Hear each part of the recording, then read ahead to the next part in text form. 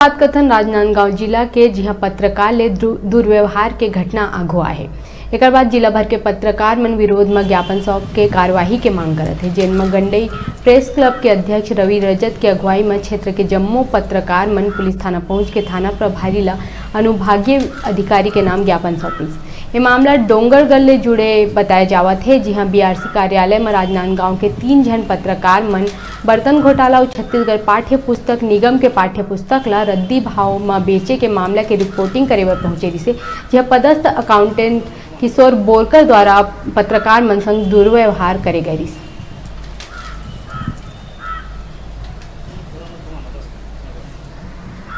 गंडई थाना में गंडई एलजेपी के ज्ञापन दिए हैं गंडई प्रेस क्लब के नेतृत्व में, और विगत दिन राजनांदगांव के हमारे पत्रकार साथी के ऊपर शिक्षा विभाग के लेखा पाल के द्वारा अभद्र व्यवहार करते हुए धक्का किया गया था।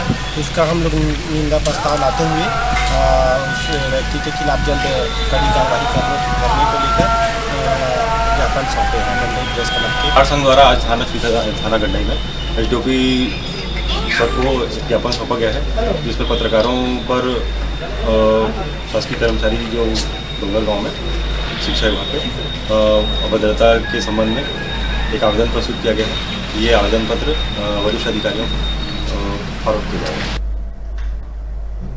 जाएगा। कथन छोटकन ब्रेक बा, फिर आप मन बने रहा। आप मन के अपन चैनल न्यूज़ 36 छत्तीसगढ़ के आवाज में।